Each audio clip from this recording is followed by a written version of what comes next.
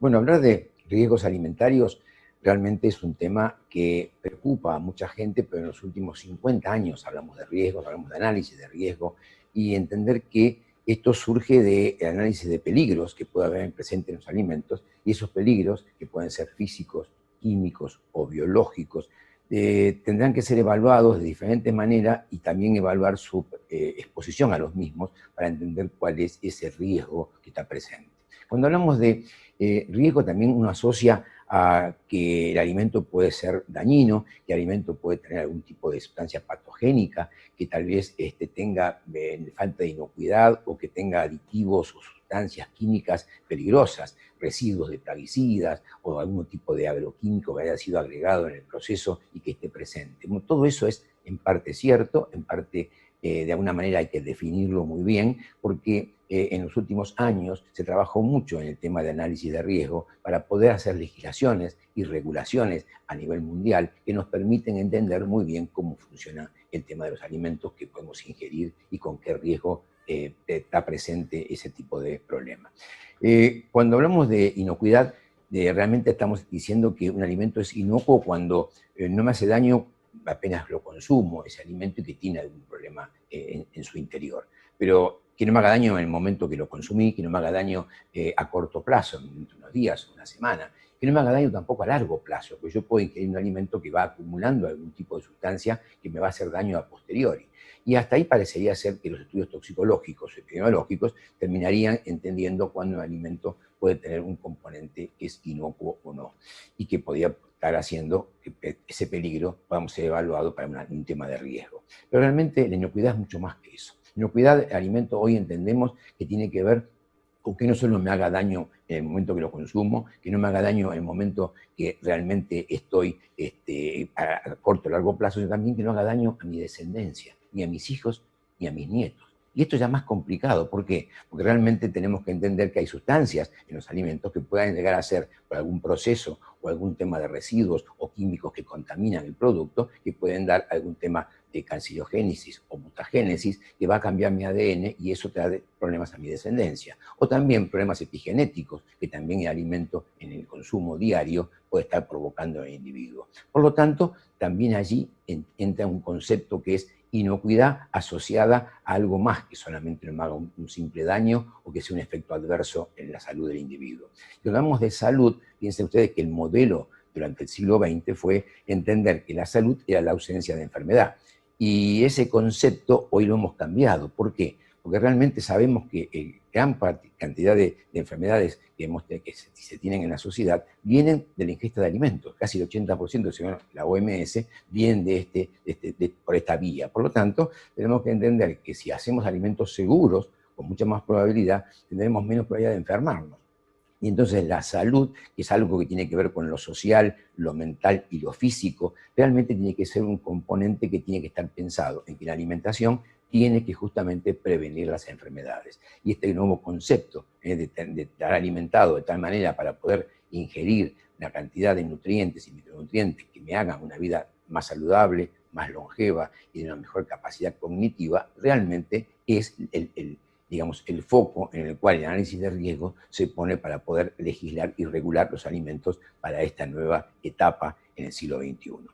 Cuando decimos que es inocuo es suficiente, realmente no lo es. Ustedes piensen, mi generación, por ejemplo, la generación que vino después de la posguerra, en la cual hubo una generación de los 40 a los 50 del siglo pasado, en el cual había mucha hambruna y muchos problemas de alimentación, surge luego la tecnología, a partir de la generación de los 50 a los 60, en la cual esa generación de ambición, como se llamaba, era una generación en la cual el riesgo no se medía, pero se trataba de tener algunos elementos que prevenían justamente las enfermedades, y esto era mejor nutrición. Y allí empiezan algunos mitos, como por ejemplo, yo recuerdo a mi abuela, cuando me decía, vamos a buscar que pasa el lechero, y pasaba el lechero por la puerta de su casa, iba con la lechera, y tomaba de allí, el lechero venía sin lavarse las manos, obviamente, con un tarro que tampoco estaba higienizado, pero sí le vendía 1 litro de leche, y ella muy tranquila me decía, vamos a servir la leche, y vas a ver que no hay ningún problema. Y me llevaba a su cocina, ponía en la hornalla la lechera, y me decía, cuídame que no se vaya la leche. Bueno, nunca supe por qué la leche se iba a ir de allí, pero lo que estaba pasando era que se desbordaba cuando hervía, y eso me producía realmente la tranquilidad de que no había ningún bichito que me hiciera daño. ¿Esa leche era segura? No. ¿Tenía riesgo? Y sí. ¿Por qué? Porque si bien tenía la seguridad de que era inocua, no era segura porque le faltaban los nutrientes muchas veces que se destruían por la cocción, haciendo que perdiéramos nutrientes y vitaminas de esa leche. Pero esa generación no pensaba en ese tipo de riesgos. Y tampoco pensábamos en el riesgo que también mi madre, por ejemplo, me daba carne casi cruda cuando la ponía en un aparato en el cual que daba vuelta y vuelta la carne y la prensa metálica la cerraba y caía un chorro de sangre, era para tener una cantidad de hierro importante.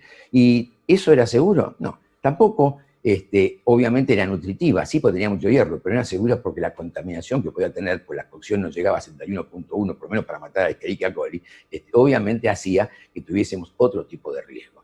La seguridad hoy entonces se entiende por que el alimento sea inocuo, pero también me provee los nutrientes necesarios.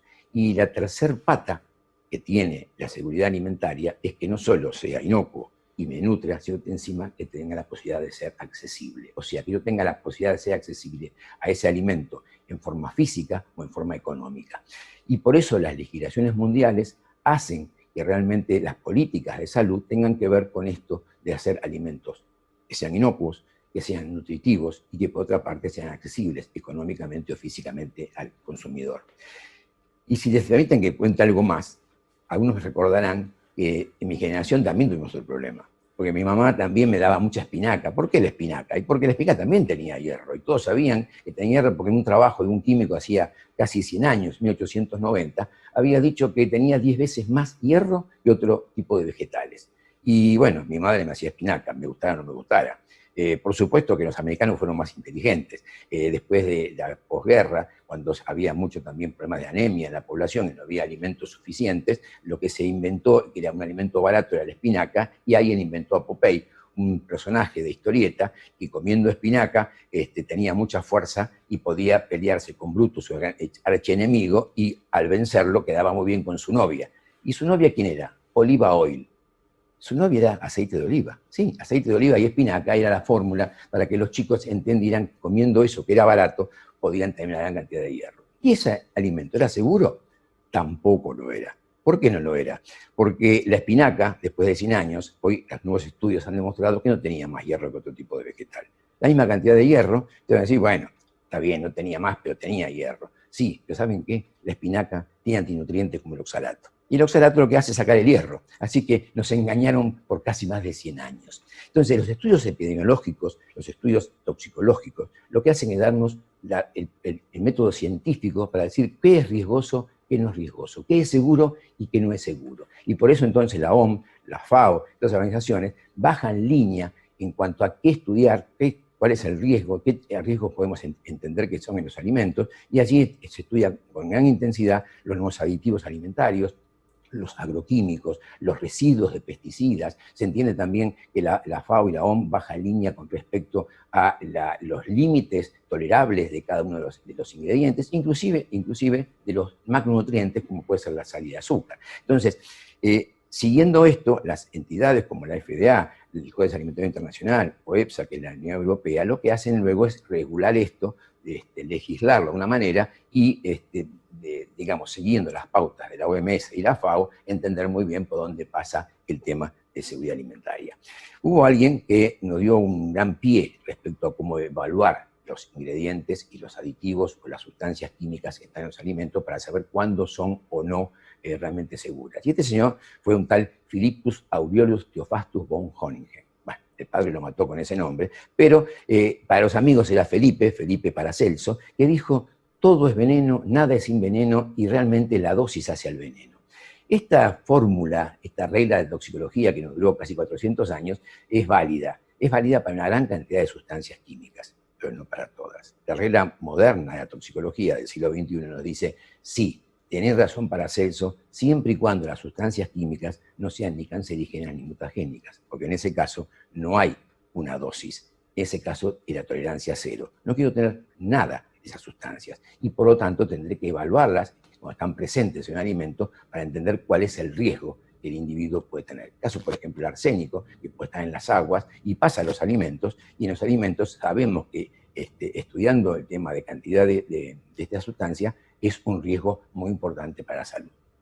Obviamente que los alimentos tienen una serie de peligros. Dijimos que pueden ser físicos, que pueden ser químicos, que pueden ser residuos de pesticidas, que pueden ser inclusive sustancias alergénicas para el individuo, y que tendremos que evaluarlas, medirlas y entender en cada caso cómo informar de esa dosis que hemos estudiado, de ingesta diaria admitida, inclusive de cuál es el límite máximo tolerable de estas sustancias, y de esa manera poder entender muy bien cuál es el riesgo y medir el riesgo y ofrecer a la población el número que nos dice este es el riesgo que ustedes tienen. Por ejemplo, es el caso de la sal. El caso de la sal, sabemos que sin sal no hay vida. ¿Qué significa? Que hay una dosis de la ingesta diaria recomendada, que es 0,5 gramos por día por individuo. ¿Eso qué significa?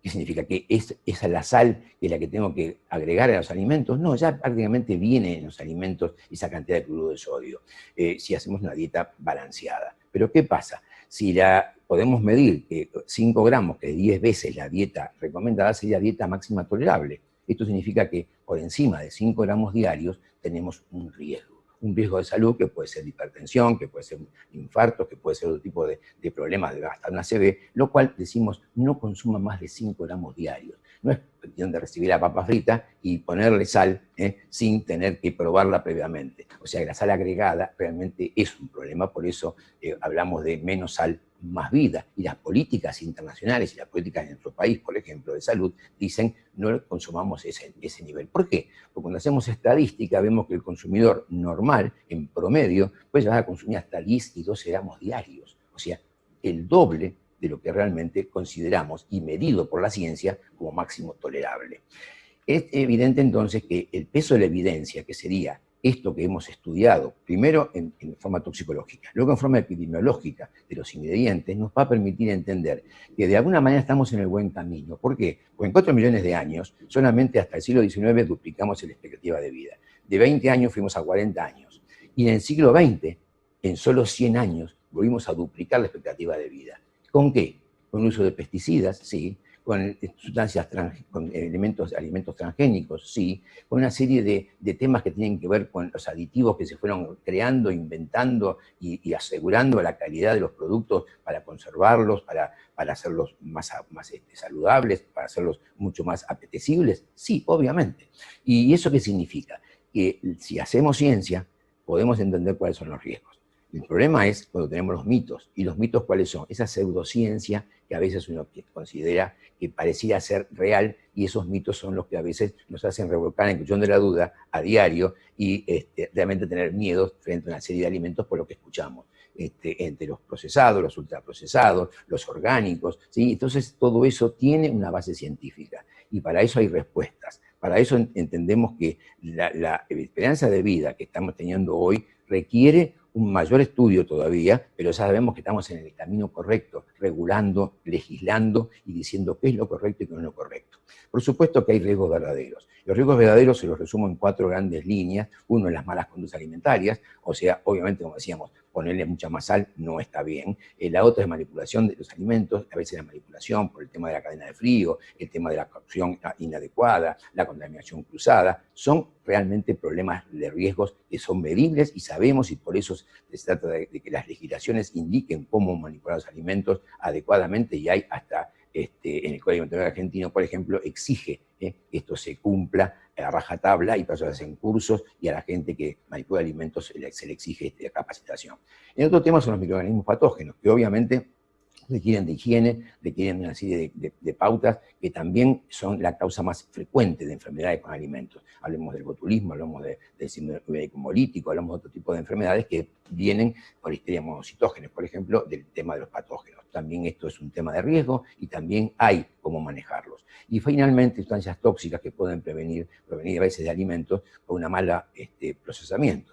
Recuerden, y volvemos a la sal, para cerrar un solo tema, por ejemplo, el tema de que aquellos que dicen como mito que hay que agregarle sal a la cocción de un asado, por ejemplo, una carne asada a la brasa, en la cual el cloruro de sodio se le pone previamente la sal, si ponemos sal gruesa mejor, se hace más tiernizada, y esto hace que entonces tengamos una carne mucho más rica. Realmente es o es una falacia muy grande. Eso significa que el riesgo es muy alto. ¿Por qué? Porque el cloruro de sodio, con los humos de las brasas, produce halogenuros que son altamente tóxicos, como en el caso de las dioxinas. Y las dioxinas son cancerígenas. Por lo tanto, hay que entender que la legislación dice la sal se pone después, no se pone antes. ¿Por qué? Porque no es un mito, sino es una realidad. Los alimentos pueden contener sustancias altamente tóxicas. Lo mismo pasa con los procesos, por ejemplo, de cocción de almidones, como el caso de papas fritas, si no se tiene una temperatura adecuada de cocción. Estos serían alimentos y estos son riesgos verdaderos que podemos considerar. Hay mucho para hablar sobre el tema, espero que sus preguntas sean referentes a estas dudas que les puedan quedar y estamos libres unos minutos para poder recibir estas preguntas. Así que bueno, gracias. Muchas gracias, doctor, muy clara su exposición. Pasamos entonces al chat, a los 10 minutos de preguntas. ¿Cómo estamos seguros que el agroquímico no llega a la mesa de los consumidores? Nos preguntan. Bueno, obviamente que la legislación lo que hace es permitir el uso de agroquímicos en frutas, en verduras, en un montón de procesos del agro, y se fijan los niveles máximos permitidos de esos residuos. O sea que no es que el nivel es cero, se admiten para cada uno de ellos con nombre y apellido, para cada pesticida que se utiliza, por ejemplo, en cada uno de los cultivos, hay un residuo máximo permitido, y eso inclusive no se permite tampoco la combinación. Si yo estoy haciendo un cultivo de manzanas y estoy fumigando peras a unos kilómetros de allí con otro fungicida, otro pesticida, ese pesticida no debería estar en la manzana. En la manzana tiene que haber los que están permitidos para su uso y a lo sumo haber un residuo mínimo que va a llegar a la mesa del consumidor y que en el procesado, del lavado y eventualmente con el tiempo son biodegradables, muchos de ellos, o degradables rápidamente, no deberían llegar a la mesa. ¿Qué significa? Cuando se estipula cuándo colocarlos, se colocan en ciertos momentos del cultivo que sabemos que después, cuando se llega a la mesa del consumidor, ese residuo es casi nulo o muy bajo y está por debajo de lo que la ley estipula para ese tipo de pesticida. ¿Los colorantes son nocivos para la salud? Los colorantes se ha discutido mucho. Por supuesto que hay colorantes que son peligrosos y hay una lista de colorantes que tienen sospechados de ser cancerígenos, pero los que están en uso para los alimentos elaborados a través del permitido agregado de colorantes para realzar el color o digamos, la apariencia de los alimentos, son colorantes que están obviamente muy estudiados y cuya dosis máximas tolerables son muy por encima para causar un efecto adverso que las que se utilizan en los alimentos. O sea, para darle poder tintorio al color del alimento, por supuesto que para que sea tóxico había que ingerir grandes cantidades de alimentos para que eso llegue a ser nocivo. Y no ocurre porque realmente se han elegido, y los que están permitidos en el Código Integral argentino son aquellos que realmente son de baja toxicidad, o prácticamente en algunos casos ni siquiera son tóxicos. ¿Hay sustancias cancerígenas que pueden estar presentes en los alimentos? Sí, como les decía, en el proceso de elaboración, en algunos casos, y muchas veces en procesos caseros, no industriales. Los industriales, por ejemplo, se tiene mucho recaudo en esto, y la industria trabaja en los procesos acotando puntos críticos de control, que son los que se van fijando que no aparezcan este tipo de sustancias que pueden ser por degradación de los alimentos, que puede ser por combinación de un proceso, como decíamos, en el caso del asado, ¿sí? Se puede producir. Si yo pongo la sal antes de la cocción, estoy permitiendo que justamente el cloruro o el cloro, en este caso el cloro, se combine con los benzopirenos y produzcan dioxinas. Esto se evita si el proceso se realiza como corresponde.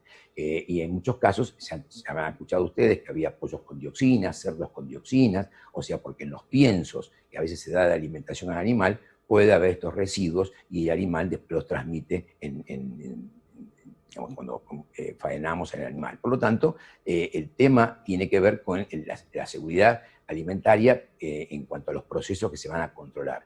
Y por supuesto, por eso, tanto digamos, entidades como el INAL, o el caso, por ejemplo, el ANMAT en general, pero el INAL o la Ministerio de Agricultura, este tipo de cosas también están estipuladas y están seguidas permanentemente y hay controles al respecto. ¿Qué pasa con las sustancias que se encuentran en el ambiente de forma natural y pueden llegar al consumidor a través del suministro de agua, como el arsénico? Bueno, obviamente también hay muchas sustancias que problemas medioambientales. Hay todo un tema que tiene que ver con la seguridad alimentaria, pero también tiene que ver con la legislación. Y sabemos que hay lo que se llama delito contra la salud pública, 8 capítulos que tiene el Código Penal, que justamente indica los temas medioambientales, los residuos medioambientales que pueden estar llegando al alimento o a las aguas, y esto después las aguas también son parte del proceso de alimentación, de aplicación de alimentos. Por lo tanto, hay que hacer controles y bueno, hay provincias en nuestro país que tienen alto contenido de arsénico en sus aguas, porque obviamente que es un mineral que viene a la exiliación de la cordillera de nuestro país, como Chile, Argentina, tiene un alto contenido arsenical en sus aguas, que es parte de los minerales que se van lavando de la cordillera, y esto va llegando en las napas de agua hasta ciertos niveles, a veces inclusive que son nocivos para la salud. También la industria puede estar colaborando, en ese caso, cuando hace una mala praxis de estar tirando aguas que pueden estar contaminando esto. Esto hoy, para las legislaciones, es un tema muy importante de poder medirlo, por eso un agua potable no debe tener arsénico. Pasa que a veces el uso de aguas de pozo o de aguas que tienen que ver con algunas industrias deben ser tratadas previamente para eliminar la cantidad de arsénico para que no llegue al alimento, ¿no? ¿Cuál es el método recomendable de lavado de alimentos que se consumen crudos como frutas y verduras para lograr la eliminación de químicos que se agregan en los depósitos o transporte desde la cosecha hasta la venta al público?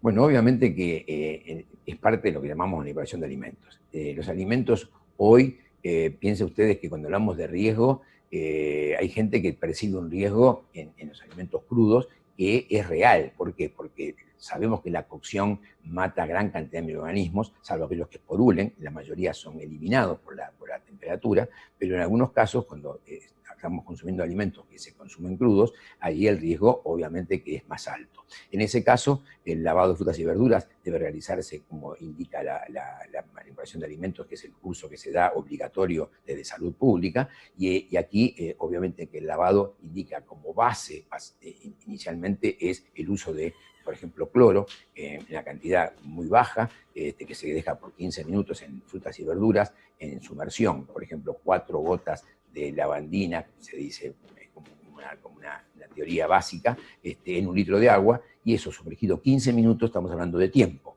de concentración, y eso mata a los organismos. Hay otros productos, inclusive, que suplantan a esto, pero básicamente hay que respetar esto del lavado. En el lavado, obviamente, que retiramos productos químicos y también matamos microorganismos patógenos. Y esto es muy importante, que se siga un proceso de lavado adecuado y que se sigan las pautas, porque no pensemos que la gran cantidad de problemas de ETAs o de enfermedades transmitidas por alimentos, la mitad se producen en el hogar, la otra mitad, obviamente, que es la industria y es restaurantes, comedores escolares o comedores industriales. Bueno, obviamente que el tema de un buen proceso, una buena manipulación, baja el riesgo justamente de tener esta problemática en los alimentos. ¿Qué pasa con los disruptores endocrinos que se transmiten desde los envases plásticos?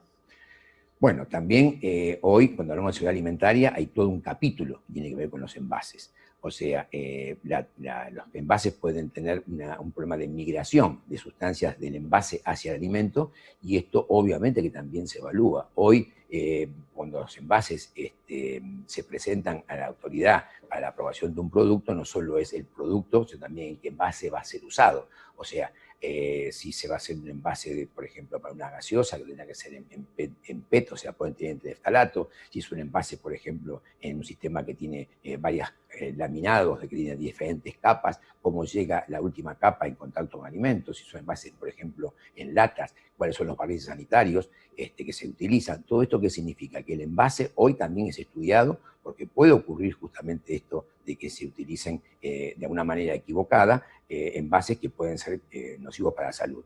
El caso del hogar es mucho más peligroso que la industria. La industria tiene todo esto muy entendido y se siguen muchas pautas, porque obviamente el riesgo es muy alto y los juicios pueden ser también muy altos. Pero en el hogar, muchas veces la mamá utiliza un tupper o un hermético para los alimentos, que puede ser nocivo para la salud, porque lo compró en algún lugar que yo que era para uso alimentario, y el envase realmente era para poner tornillos o para poner otro tipo de elementos no alimentarios. Por lo tanto, tiene que chequearse el envase y fijarse en la persona que va a utilizarlo, tiene que fijarse que tengan los requisitos que cumplen el tema de uso alimentario. Por ejemplo, los loguitos que tienen que ver con el tema de reciclado, con el tema, por ejemplo, de que digan que tenga un tenedor o que tenga, por ejemplo, un tema de freezer o que tenga un indicador de horno, porque son elementos que a veces en un microondas, un envase que parecía ser inocuo, en el microondas comienza a migrar sustancias como cobalto, plomo y otros más que pueden ser nocivos para la salud.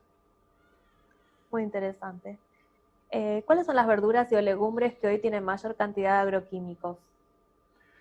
No, en general eso no es un estándar, o sea, el uso de agroquímicos para los diferentes cultivos, como decíamos, está estipulado qué cosa va cada cultivo y con qué nivel. Por eso tiene que haber un responsable en el uso de esto, que son los ingenieros agrónomos, que son los que van a ver la dosis que se administra y en qué momento, para que justamente no llegue a la mesa del consumidor en el vegetal. O sea, que tiene que ser puesto en determinado momento de la producción, y sabemos que entonces, por un tema de degradación normal que tiene ese producto al aire libre, por el sol y por la temperatura y por la humedad, va a hacer que no llegue a la mesa del consumidor. Por eso tiene que haber un profesional que realice esta tarea.